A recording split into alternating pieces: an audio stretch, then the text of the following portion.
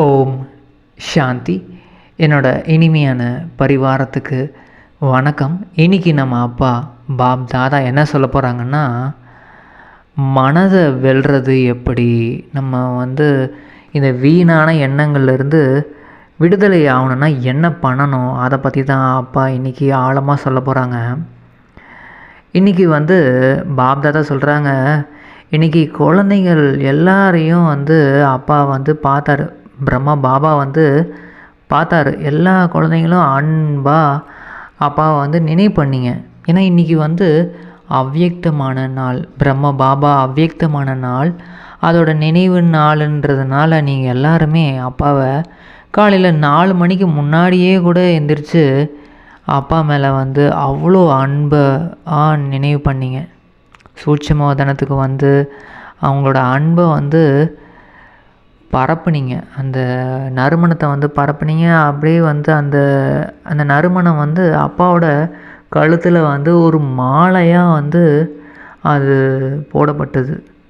உங்களோட அன்போட மாலை. குழந்தைங்களுக்கு பிரம்மா பாபா மேலே அவ்வளோ அன்பு. அந்த அன்பு உங்களோட கண்ணுலையும் உங்களோட அந்த சிரிப்புலையும் பாப் தாதா 2 பேருமே பார்த்தோம். அந்த அன்புனால் நீங்கள் இந்த ஆன்மீக அன்புனால் என்னுடையவர், எங்கள் அப்பா, மேரா பாபா அப்படின்னு உங்கள் மனசால் நீங்கள் எல்லாரும் சொல்கிறீங்க. எனக்கு இறைவனே எனக்கு அப்பாவாக கிடச்சிட்டாரு, என்னோட அப்பான்னு மனசால் சொல்கிறீங்க. மேரா பாப்பான்னு சொல்லிகிட்டே இருக்கீங்க.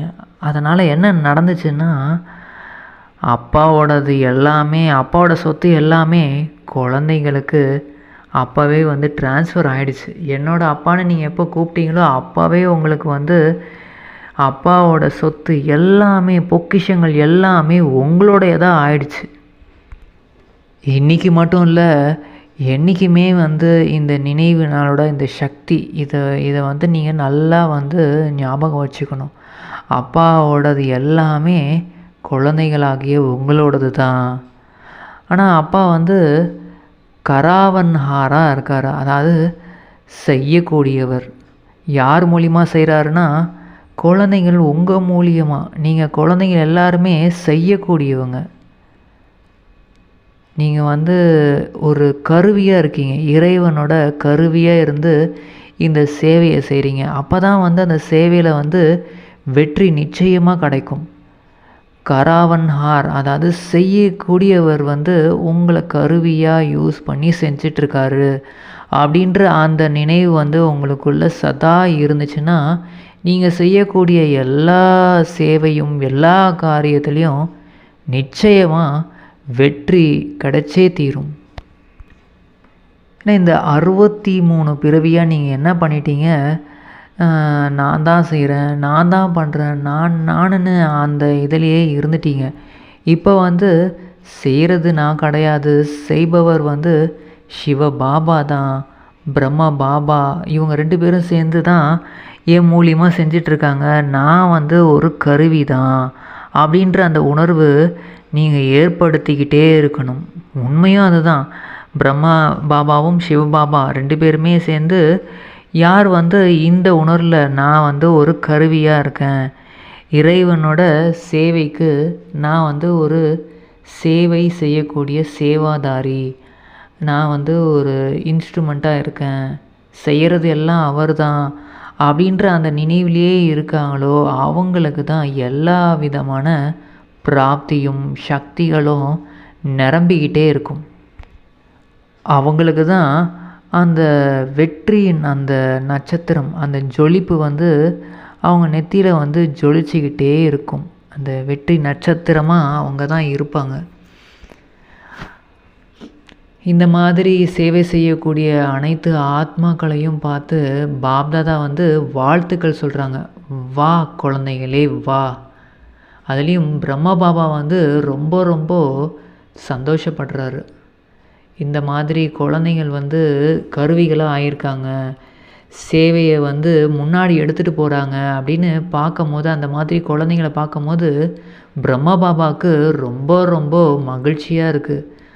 அவங்க வந்து பிரம்ம பாபா என்ன ஆசைப்படுறாருன்னா, என்ன சொல்கிறாருன்னா, நீங்களும் என்ன மாதிரி அவ்யக்தம் ஆகணும் அப்படின்ற அந்த ஆசை வந்து பாப்தாதா வந்து வச்சுருக்காரு பிரம்ம பாபா. ஏன்னா பிரம்ம பாபாவை நீங்கள் நேரடியாக பார்க்கலனா கூட அவரை பற்றி உங்களுக்கு தெரியும். அவர் வந்து ஒரு எல்லாத்துலேருந்து விடுபட்டு இருந்தார். ஒரு அவ்யக்த நிலையிலேயே வாழ்ந்தார். நீங்கள் அவரை நேரடியாக பார்த்துருக்க வாய்ப்பு இல்லை. நிறைய பேர் வந்து பார்த்துருக்க மாட்டீங்க. ஆனால் புத்தி மூலியமாக அவரை பார்த்துருக்கீங்க தானே. எல்லாரும் பாருங்கள், இப்போது புத்தி மூலியமாக அவரை பாருங்கள். அவரோட அன்பை வந்து அனுபவம் பண்ணுங்கள். அவர் உங்கள் மேலே அளவு கடந்த அன்பு வச்சுருக்காரு. அவர் நேரடியாக இந்த உலகத்திலே வாழும் போது கூட அவர் எல்லாத்துலேருந்தும் விடுபட்டு இருந்தார். அதனால தான் பிரம்மாவுக்கு வந்து அந்த தாமரை இதழ்களில் அமர்ந்திருக்கிற மாதிரி படங்கள்லாம் உருவாக்கியிருக்காங்க. அதே மாதிரி அவர் மட்டும் கிடையாது, குழந்தைகளாகிய நீங்களும் தான். பிரம்மாவோட குழந்தைகள் நீங்கள் எல்லாருமே தானே. அப்போ அவருக்கு சமமாக நீங்களும் ஆகணும். நீங்களும் லட்சியம் வச்சுருக்கீங்க தானே. உங்கள் எல்லாருக்கும் என்ன லட்சியம் இருக்குது, அது என்னன்னு ஞாபகம் இருக்கா? நீங்கள் நிச்சயமாக அப்பாவுக்கு சமமாக ஆவீங்க தானே. நீங்களும் வந்து பிரம்ம பாபா எப்படி எல்லாத்துலேருந்தும் விடுபட்டு இருந்தாரோ அதே மாதிரி முக்தி நிலையை வாழ்ந்துக்கிட்டே இருக்கும் போதே முக்தி நிலையை அனுபவம் பண்ணுவீங்க தானே. அப்பா பாப்தாதா வந்து பார்த்தாங்க, குழந்தைங்க நிறைய பேர் வந்து அப்பா கொடுத்த ஹோம்ஒர்க் எல்லாத்தையும் வந்து பண்ணிங்க. அதெல்லாம் பார்க்கும்போது மகிழ்ச்சியாக இருக்குது. அந்த ரிப்போர்ட்டெல்லாம் வந்து பாப்தாதா 2 பேருமே பார்த்துட்டு இருந்தாங்க. எவ்வளோ குழந்தைகள் எவ்வளோ முயற்சி பண்ணியிருக்காங்க. சில ஜோன்ஸில் இருக்கவங்கெல்லாம் வந்து நிறைய ரிசல்ட்ஸ் வந்து நல்லா இருக்குது. அதெல்லாம் பார்க்கும்போது பாப்தாதா என்ன சொல்கிறாங்கன்னா, வா குழந்தைகளே வா, நீங்கள் அற்புதமான முயற்சி பண்ணுறீங்க. அப்பா கொடுத்த அந்த ஹோம்ஒர்க், அந்த வீட்டு பாடம் எல்லாமே வந்து நீங்கள் செய்கிறீங்க. ஆனால் இப்போ நீங்கள் வந்து யோகியாக ஆகணும். எப்பயுமே அப்பா அதாவது சதா யோகி ஆகணும். எப்பயாவது உட்காந்து யோகா பண்ணுறதெல்லாம் இல்லை. நீங்கள் வந்து சதா யோகி ஆகணும்னு அப்பா வந்து விருப்பப்படுறாரு. அதுக்காக நீங்கள் என்ன பண்ணணும் அப்படின்னா, முதல்ல வந்து இந்த விஷயத்தை வந்து ஏற்படுத்துங்க. ஒவ்வொரு மணி நேரமும் நீங்கள் ஏதாவது ஒரு முயற்சி வந்து பண்ணணும்.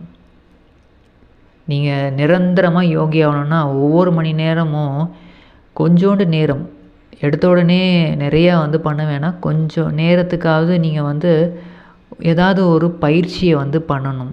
அப்போ தான் நீங்கள் வந்து என்னன்னு சொல்ல முடியும்னா, மனதை வென்றவர்கள் உலகத்தையே வென்றவர்கள் அப்படின்ற அந்த புகழ் வந்து உங்களுக்கு கிடைக்கும்.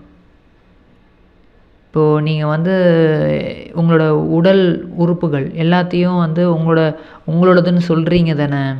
இது வந்து கை வந்து என்னோடது, இது கை மேலே தூக்கணுன்னா தூக்குது, எல்லாமே பண்ணுறீங்க. அப்போ மனசும் என்ன சொல்கிறீங்க, உங்களோடதுன்னு தானே சொல்கிறீங்க. அப்போது வந்து மனசும் நீங்கள் சொல்கிறபடி கேட்குதா? அப்போ அதற்கும் நீங்கள் வந்து பயிற்சி வந்து கொடுக்கணும். நீங்கள் வந்து பயிற்சி கொடுக்குறீங்க, ஆனால் சில நேரம் வந்து பண்ணாமே விட்டுறீங்க. அதனால் பாப்தாதா வந்து இப்போ என்ன சொல்கிறாருன்னா, நீங்கள் குழந்தைங்க என்ன பண்ணணுன்னா, உங்களோட மனசை வந்து உங்களோட கட்டுப்பாட்டுக்குள்ளே கொண்டு வரணும். உங்களுக்குள்ளே எவ்வளோ சக்தி இருக்கோ அந்த சக்திகளை பயன்படுத்தி மனசை வந்து உங்களோட கட்டுப்பாட்டுக்கு கொண்டு வரணும். உங்களை பற்றி தான் வந்து பாடுறாங்க. இப்போ யாரை பற்றி பாடினாங்க, அதாவது இவங்க வந்து மனசை வென்று உலகத்தையே வென்றுட்டாங்க அப்படின்னு யாரோட புகழ் அது? குழந்தைங்களாகிய உங்களோட புகழ் தான். நீங்கள் தான் எல்லா கல்பத்துலேயும் வெற்றி அடைஞ்சிருக்கீங்க. அதனால தான் உங்களுக்கு அவ்வளோ புகழ் வந்து பாடுறாங்க. நீங்கள் வந்து சொல்கிறீங்க இந்த கர்மேந்திரியங்கள் வந்து உங்களோடதுன்னு சொல்கிறீங்க. அதே மாதிரி மனசும் உங்களோடதுன்னு தானே சொல்கிறீங்க. இப்போ உங்களோடதுன்னு நீங்கள் சொன்னீங்கன்னா அதற்கு நீங்கள் தானே எஜமானன். எந்த மாதிரி எண்ணங்களை நீங்கள் ஏற்படுத்தணும்னு நினைக்கிறீங்களோ அந்த மாதிரி எண்ணங்களை வந்து நீங்கள் உங்கள் மனசில் வந்து ஏற்படுத்தணும். அப்போது அந்த மனசு வந்து நீங்கள் என்ன சொல்கிறீங்களோ அதை கேட்கணும். அதனால் இன்னிலேருந்து அப்பா மேலே உங்களுக்கு பாப்தாதா மேலே அன்பு இருக்குது அப்படின்னா இந்த வீட்டு பாடத்தை நீங்கள் வந்து செய்யணும். நீங்கள் எந்த மாதிரி எண்ணங்களை ஏற்படுத்தணும்னு நினைக்கிறீங்களோ, பாப் தாதா சொன்ன அந்த மகா வாக்கியங்களை ஏற்படுத்தணும், இல்லை ஏதாவது ஸ்வமானத்தை வந்து நினைவு பண்ணணும்னு நினைக்கிறீங்கன்னா, அந்த மாதிரி அந்த எண்ணங்கள் மட்டும்தான் வரணும். தூய்மையான எண்ணங்கள் ஏதாவது வந்து இந்த மாதிரி வந்து எண்ணங்களை மட்டும்தான் நீங்கள் ஏற்படுத்தணும்னு அந்த டைம் வந்து ஃபிக்ஸ் பண்ணுறீங்க அப்படின்னா, அந்த எண்ணங்கள் மட்டும்தான் வரணும். வீணான எண்ணங்கள் வந்து வரவே கூடாது. நீங்கள் வந்து உங்கள் மனசுக்கு வந்து கட்டளை கொடுக்கணும். இப்போ வந்து நிறுத்து, வீணான எண்ணங்களை நிறுத்து அப்படின்னு நீங்கள் சொன்னீங்கன்னா, கட்டளை கொடுத்தீங்கன்னா அது நிறுத்தணும். இப்போது நீங்கள் வந்து நிறைய நேரம் யோகா பண்ணணும்னு நினைக்கிறீங்க, ஆனால் உங்களோட வீணான எண்ணங்கள் வந்து வந்துக்கிட்டே இருக்குது. அப்போது உங்களோட நிரந்தரமாக யோகா பண்ண முடிய மாட்டேங்குது. அப்போது அதுக்கு வந்து நீங்கள் வந்து கண்ட்ரோல் வேணும். உங்கள் மனசுக்கு மேலே உங்களுக்கு கண்ட்ரோல் இருக்கணும். இப்போ நீங்கள் வந்து 1 மணி நேரம் யோகா பண்ணணும், அப்போட நினைவில் இருக்கணும் அப்படின்னு நினச்சிங்கன்னா, அப்போது உங்கள் மனசு வந்து எந்த ஒரு உங்களை டிஸ்டர்பே பண்ணக்கூடாது. இதை பண்ணணும், அதை பண்ணணும்னு திடீர்னு ஏதாவது ஒரு எண்ணங்களை வந்து கொடுத்து, பழைய விஷயங்களை எண்ணங்களாக கொடுத்து, அது வந்து உங்களை டிஸ்டர்ப் பண்ணக்கூடாது. யோகா கனெக்ஷனை வந்து டிஸ்டர்ப் பண்ணக்கூடாது. ஏன்னா யார் எஜமானன்? ஆத்மாவாகிய நீங்கள் தானே எஜமானன். மனசு வந்து எஜமானன் கிடையாது தானே. மனசு வந்து ஆனால் உங்கள் கூடவே இருக்குது. உங்கள் கூடவே இருக்கிறதுனால உங்களோட துணைவனாக இருக்குது. அப்போது உங்களோட துணைவனுக்கு நீங்கள் அன்பாக வந்து கட்டளை கொடுங்க. உங்கள் மனசை வெற்றி அடையணும். நீங்கள் பாப்தாதாவுக்கு வந்து நிறைய செய்திகள் வருது. குழந்தைங்களுக்கு வந்து இப்போது நிறைய வீணான எண்ணங்கள் அப்பப்போ வந்துக்கிட்டே இருக்குது.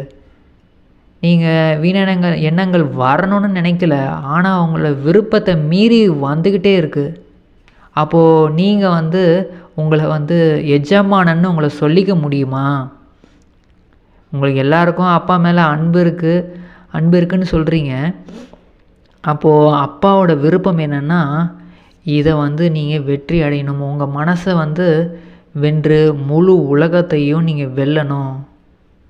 இந்த பரிசை வந்து பிரம்மா பாபாவுக்கு நீங்கள் கொடுப்பீங்களா? இதுதான் நீங்கள் வந்து எனக்கு கொடுக்கணும். இந்த பரிசை நீங்கள் எல்லோரும் கொடுப்பீங்களா அப்படின்னு பாப்தாதா கேட்குறாங்க. இந்த பரிசை எனக்காக நீங்கள் கொடுங்க. நீங்கள் எல்லாருமே ரெடி தானே? இந்த பரிசை எல்லோரும் கொடுப்பீங்க தானே? யாரெல்லாம் கொடுப்பீங்களோ அவங்களாம் வந்து கையை தூக்குங்க அப்படின்னு பாப்தாதா சொல்கிறாங்க. இன்னிலிருந்து உங்கள் எல்லாருக்குமே இந்த கட்டளை, இந்த இன்ஸ்ட்ரக்ஷன் வந்து கொடுக்கப்பட்டிருக்கு. அதாவது வீணான எண்ணங்கள் வந்து உங்களுக்கு வரவே கூடாது. நீங்கள் இந்த மாதிரி இவ்வளோ நேரம் நீங்கள் யோகா பண்ணணும், 1 மணி நேரம் யோகா பண்ணணும், 2 மணி நேரம் யோகா பண்ணணும், இல்லை 4 மணி நேரம் யோகா பண்ணணும் அப்படின்னா கூட உங்களால் பண்ண முடியணும். எப்போ வந்து உங்களோட மனசுக்கு வந்து நீங்கள் வந்து எஜமானராக இருக்கீங்களோ அப்போ நடக்கும். இப்போது கடந்ததாகவே இருக்கட்டும். கடந்த காலத்தில் உங்கள் மனசை நீங்கள் வந்து கண்ட்ரோல் பண்ணலை, ஓகே. இனிமையாவது உங்கள் மனசுக்கு வந்து நீங்கள் எஜமானனாக ஆகுங்க. உங்கள் மனசுக்கிட்ட கட்டளை கொடுங்க. வீணான எண்ணங்களை நிறுத்த சொல்லி கட்டளை கொடுங்க. போதும் நிறுத்து அப்படின்னு நீங்கள் தான் வந்து கட்டளை கொடுக்கணும். நீங்கள் அதெல்லாம் பண்ணுவீங்களா? இன்றைக்கி வந்து அந்த லட்சியம் வந்து வைங்க. யோகாவில் வந்து யோகா பண்ணணும் அப்படின்னு லட்சியம் வச்சு இன்றைக்கி ஃபுல்லாக அந்த ப்ராக்டிஸை வந்து பண்ணுங்கள். பிரம்மா பாபாவுக்கு மேலே ரொம்ப அன்பு உங்களுக்கு இருக்குது அப்படின்னா இந்த வீணான எண்ணங்கள்லேருந்து நீங்கள் முக்தி அடையணும். நீங்கள் அவரை நேரடியாக பார்த்துருக்கலாம், பார்க்காம இருக்கலாம், ஆனால் புத்தி மூலியமாக அவரை பாருங்கள். பார்த்து அவர்கிட்ட வந்து மனசால் வந்து உங்களோட விஷயங்கள் எல்லாத்தையும் அவர்கிட்ட சொல்லுங்கள். உங்கள் எல்லாருக்கும் பிரம்மா பாபாவோட அன்பு வந்து அனுபவம் ஆச்சா? உங்கள் எல்லாருக்கும் அனுபவம் ஆச்சுன்னா கையை தூக்குங்க அப்படின்னு பாப்தாதா சொல்கிறாங்க. அதை பார்க்கும்போது ரொம்ப மகிழ்ச்சியாக இருக்குது. யாரெல்லாம் வந்து இந்த அன்புக்கு கட்டளைக்கு ஏற்ற மாதிரி நீங்கள் நடந்துப்பீங்கன்னு தைரியம் வச்ச குழந்தைங்கள் எல்லாத்துக்கும் பார்க்கும்போது பாப்தாதாவுக்கு ரொம்ப ரொம்ப மகிழ்ச்சியாக நிம்மதியாக இருக்குது. நீங்கள் உங்களோட தைரியத்தை நீங்கள் எப்போல்லாம் உங்களோட தைரியத்தை நீங்கள் எப்போல்லாம் இழக்கிறீங்களோ அப்போல்லாம் வந்து அப்பாவோட உறவுகளை நினச்சி பாருங்கள். சில நேரம் வந்து அப்பா வந்து உங்களோட குழந்தையாக கூட இருக்கார். சில நேரம் வந்து அப்பா வந்து உங்களோட நண்பனாக கூட இருக்கார். ஆனால் ஏதாவது ஒரு உறவை வந்து நினச்சி பாருங்கள். அந்த உறவுனால் கிடைக்கக்கூடிய பிராப்தியும் நினச்சி பாருங்கள் அப்படின்னு பாப்தாதா சொல்கிறாங்க. இந்த மாதிரி நீங்கள் உங்களோட நினைவில் வந்து வச்சுருக்கும் போது, அப்பாவை வந்து நிறைய உறவில் நினைக்கும் போது, அந்த பிராப்தியை நினைக்கும் போது உங்களுக்கு அதிகப்படியான அன்பு வரும். இப்போ கூட வந்து நிறைய பேர் வந்து பிரம்மா பாபா மேலே அவ்வளோ அன்பு வச்சுருக்கிறது அனுபவம் பண்ண முடியுது. இப்போ ஏதாவது உங்களுக்கு சரியாக இல்லை அப்படின்னா அந்த பிராப்தியை வந்து அப்பாவை வந்து நினைவு பண்ணுங்கள், இல்லை அம்மாவாக நினைவு பண்ணுங்கள். நினச்சி அந்த ஒத்துழைப்பை அப்பா கிட்டேருந்து எடுத்துக்கோங்க. ஏன்னா அப்பா வந்து காத்துட்ருக்குறேன் அன்பு காமிக்கிறதுக்காக, உங்களுக்கு ஏதாவது ஒரு விதத்தில் ஒத்துழைப்பு கொடுக்கணுன்றதுக்காக காத்துக்கிட்டுருக்கேன். அதனால் நீங்கள் தான் வந்து இன்னிலிருந்து இந்த புகழுக்குரியவர்களாக மாறணும். மனதை வென்றவர்கள் உலகத்தை வென்றவர்கள்ன்ற அந்த புகழ் வந்து உங்களுக்கு தான் கிடைக்கணும். அதனால் உங்களோட மனசை நீங்கள் விருப்பப்படி கட்டளை கொடுங்க. நீங்கள் ஏன்னா ரொம்ப நாளாக வந்து அதை ஃப்ரீயாக விட்டுட்டீங்க, அதை உங்கள் கட்டுப்பாட்டிலே கொண்டு வரல. அப்போது வந்து இப்போ கொஞ்சம் கொஞ்சமாக நீங்கள் திரும்பியும் அது மேலே கவனம் கொடுங்க. உங்களோட கட்டளைப்படி தான் உங்கள் மனசு நடக்கணும். வீணான எண்ணங்கள், தேவையில்லாத எண்ணங்கள் வரத்துக்கு பதிலாக அது மனசை வந்து உங்கள் கட்டுப்பாட்டுக்கு கொண்டு வர மாதிரி நீங்கள் எஜமானனாக ஆகணும். உங்கள் எல்லாருக்கும் புரிஞ்சுதா இப்போ என்ன பண்ணணும், என்ன மாதிரி ஹோம்ஒர்க் அப்பா கொடுத்துருக்காருன்னு புரிஞ்சிருச்சு இல்லையா? உங்கள் மனசை வந்து நீங்கள் வெல்லணும். உங்கள் மனசை வந்து நீங்கள் என்ன சொல்கிறீங்களோ அதை வந்து செய்யணும். வந்தே மாத்திரம்னு சொல்லப்படுறது அந்த மாதாஜிகள் எல்லாருக்கும் புரிஞ்சுதா? ஆசிரியர்களாக இருக்க நீங்கள் எல்லாருமே இதை பண்ணுவீங்க தானே? யாரெல்லாம் இதெல்லாம் பண்ண முடியும், நிச்சயமாக மனசை வந்து வெல்ல முடியும்னு நினைக்கிறீங்களோ அவங்க எல்லாருமே வந்து கையை தூக்குங்க அப்படின்னு பாப்தாதா கேட்குறாங்க. சரி, ஓகே, கையை வந்து அசைங்க. பிரதர்ஸ், நீங்கள் எல்லாருமே எப்படி, நீங்களும் ஜெயிக்க முடியும் தானே?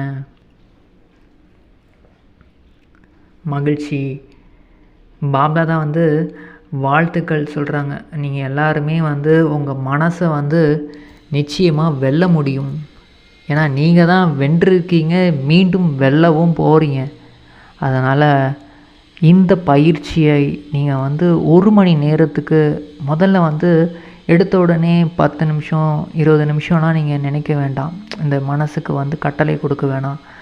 எடுத்த உடனே ஒரு நிமிஷமாவது நீங்கள் என்ன எண்ணங்களை ஏற்படுத்தணும்னு நினைக்கிறீங்களோ அதை வந்து நினைங்க. அந்த எண்ணங்களை மட்டும் ஏற்படுத்துங்க 1 மணி நேரம். அதுக்கப்புறமேட்டு மீண்டும் அடுத்த மணி நேரம் வரும்போது ஒரு நிமிஷத்துக்கு வந்து நீங்கள் வந்து ஏதாவது ஒரு நல்ல எண்ணங்கள், ஸ்வமானத்தை வந்து நினச்சி பாருங்கள். அதே எண்ணங்கள் வந்துக்கிட்டே இருக்கணும். அப்படியே கொஞ்சம் கொஞ்சமாக படிப்படியாக அடுத்து 1 வாரம் கழித்து உங்களோட டைமை வந்து இன்க்ரீஸ் பண்ணிக்கலாம். கொஞ்சம் கொஞ்சமாக இன்க்ரீஸ் பண்ணிக்கலாம். எடுத்த உடனே ரொம்ப போட்டு நீங்கள் வந்து இது பண்ணவும் கூடாது அப்படின்னு பாப்தாதா நமக்கு சொல்கிறாங்க. பாப்தாதாவுக்கு மிக மிக மிக மிக நன்றி. எங்களுக்கு இந்த மாதிரி பயனுள்ள இந்த மனதை வெல்றது எப்படி, இந்த வீணான எண்ணங்கள்லேருந்து முக்தி அடையிறது எப்படின்னு எங்களுக்கு பாடம் கொடுத்துருக்கீங்க, வீட்டு பாடம் செய்ய சொல்லியிருக்கீங்க. பாபா, ரொம்ப ரொம்ப நன்றி. நாங்கள் அதை நிச்சயமாக செஞ்சு வெற்றி அடைவோம். ஓம் சாந்தி.